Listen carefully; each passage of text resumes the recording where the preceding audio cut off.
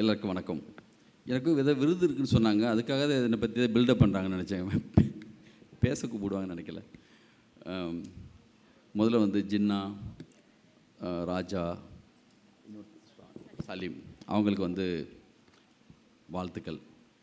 ஒரு இலக்கியத்துக்காக ஒரே நேரத்தில் 59-60 நூல்களை வந்து வெளியிடுறதுங்கிறது தமிழ் இலக்கியத்தில் மிகப்பெரிய ஒரு வேலையாக ஒவ்வொரு வருடமும் செஞ்சிட்ருக்காங்க. இது 10வது வருடம். படைப்பு குழுமத்துக்கு முதல்ல வந்து என்னுடைய வாழ்த்துக்கள். அம்பை இங்கே வந்திருக்காங்க. நான் வந்து என்னுடைய கவிதை வெளியீட்டு விழா ஒவ்வொரு மேடையிலையும் ஒரு கவிதையை வந்து அடிக்கடி நான் சொல்லுவேன். அவங்க வந்து வற்றும் ஏரியில் மீன்கள்னு ஒரு தொகுப்பில் ஒரு சந்தால மொழி கவிதையை வந்து மொழிபெயர்த்திருப்பாங்க. அந்த கவிதை எனக்கு வந்து ரொம்ப பிடிக்கும். நான் அகவிதையாக சொல்கிறேன், அதில் இருக்க மாதிரி எனக்கு சொல்லவும் தெரியாது. அந்த கவிதை வந்து ஒரு பெண் வந்து என்ன மாதிரியான ஒரு மாப்பிள்ளை வேணும்னு சொல்லிட்டு அப்பாக்கிட்ட வந்து சொல்கிற மாதிரியான ஒரு கவிதை. பாபா, உன் ஆடுகளை விட்டுத்தான் என்னை திருமணம் செய்து வைக்க முடியும் என்ற நிர்பந்தத்தில் பெண் பார்க்காதே. ஏரிகள், குளங்கள், நதிகள், முற்றமில்லாத வீடு, சூரியன் அஸ்தமிப்பதை பார்க்க முடியாத வீட்டில் வேண்டாம். இதுவரை ஒரு மரம் கூட நடாத, அடுத்தவன் பாரத்தை சுமக்காத, மரம் என்ற கையென்ற வார்த்தையை கூட எழுத தெரியாதவன் கையில் என்னை ஒப்படைத்து விடாதே. காலையில் வந்தால் மாலைக்குள் வீடு போய் சேர வேண்டும். அக்கறையில் அழுதால் இக்கரையில் உனக்கு கேட்க வேண்டும். இப்படி ஒரு கவிதை.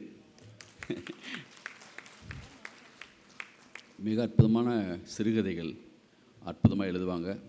அவங்கள நான் சந்திக்கிறதுக்கு முன்னாடி, அவங்கள படிச்சிருக்கேன். அதை சந்திக்கிறதுக்கு முன்னாடி வந்து கீராஜநாயன் சாரை நானும் பிருந்தா சாரதையும் போய் மேக்கப் பண்ண போனப்போ பாண்டிச்சேரியில், அப்போது ஒரு ஃபோன் வந்துச்சு. டெல்லியிலேருந்து அம்பை கூப்பிட்றாங்க அப்படின்னா ஐயா அவசரமாக போய் அந்த ஃபோன் எடுத்தார். அப்போ கேட்டதான் அது நேரடியாக இப்போ தான் நான் பார்க்குறேன். ரொம்ப அவங்களுக்கு இந்த விழாவில் கலந்துக்கிட்டதில் ரொம்ப எனக்கு சந்தோஷம். என்னுடைய மானசீக குரு பாக்யராஜ் சார், இன்றைக்கி நந்தா பெரியசாமிக்கு வந்து மாபெரும் வாழ்த்துக்கள். ஏன்னா உன்னுடைய லைஃப்பில் சினிமாவுக்கு வந்ததுக்கு இன்றைக்கி நீ வந்து அடைய வேண்டிய உச்சகட்ட விருது நீ வந்து பெற்ற மாதிரி நினச்சிக்கணும். ஏன்னா நீ வாங்கினது பாக்யராஜ் சார் கையிலேருந்து. எங்களுடைய ஒவ்வொரு கதை விவாதத்துலேயும் அவருடைய டயலாகை பற்றியும் ஸ்க்ரீன் பிளே பற்றியும் பேசாத நாள் இருக்காது. நான் இந்த மேடையில் நிற்கிறதுக்கு மிக முக்கியமான காரணம், ஒரு ஆதாரம், என்னுடைய கல்லூரி நாட்களில் நான் வந்து அவருடைய படங்களை பற்றி பேசாத நாளே இருக்காது. அந்த நாட்கள்லாம் நான் எத்தனை வாட்டி பார்த்தேனே தெரியாது. ஸ்க்ரீன் பிளேயில் வந்து பெரிய மாஸ்டர் அவங்க இந்த விழாவில் கலந்துக்கிட்டது ரொம்ப சந்தோஷம். இந்த சரண் சார் வந்து நித்திலன் விருது வாங்கின நித்திலனை பற்றி சொல்லணும். இந்த 15-20 வருஷத்து சினிமாவில் இப்படி ஒரு இயக்குனர் வந்து நான் பார்த்ததில்லை. மிக அற்புதமான ஒரு படம், மிக பெருமைத்தக்க ஒரு தமிழ் சினிமாவில் வந்து மகாராஜாங்கிறது வந்து மிக தவிர்க்க முடியாத மிக அற்புதமான ஒரு படம்.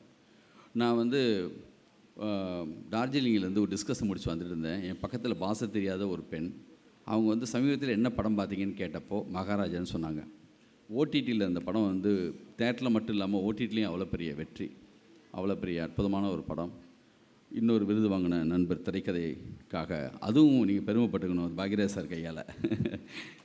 வாழ்த்துக்கள். சரண் சாருடைய நூலை பற்றி சொல்லணும். அது வந்து நீர்மேல் எழுத்துக்கள்.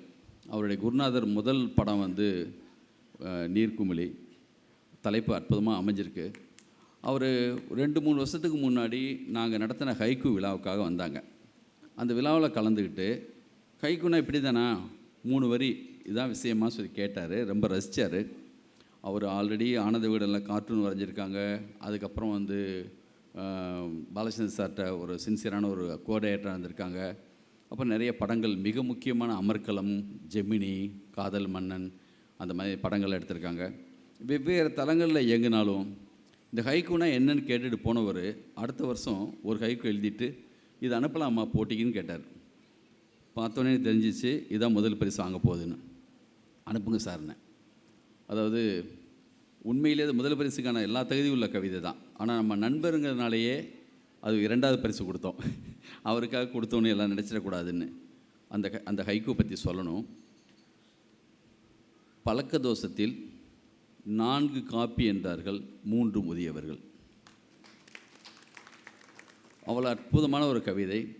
அதுக்கப்புறம் சொன்னேன், சார் நீங்கள் எழுதுங்க சார், நீங்கள் நல்லா லாவகமாக உங்களுக்கு வருது, நீங்கள் எழுதலாமேன்னு சொன்னோடனே அவர் வந்து இந்த தொகுப்பில் 91 கவிதைகள் இருக்குது, 240 கவிதை எழுதிட்டார். நான் 91லேருந்து எழுதிட்டுருக்கேன், நானே 120 கவிதை எழுதியிருக்கேன். எப்படி அவர் எழுதுவார்னா, எவ்வளவு பாஸ்ட்டாக எழுதுவார்னா, இன்றைக்கி ஒரு நம்ம ஒரு கொடுக்கணும், சார் நிலா ரெகுலராக வேணாம் சார், நிலாவை பற்றி ஏதாவது புதுசாக ஏதாவது எழுதுங்களேன்னா, இந்த ஷார்ட் ஜிபிடியில் நம்ம போட்டோன்னே ஏஐயில் வரும்ல, அந்த மாதிரி 10 நிலாவை பற்றி வந்துடும்.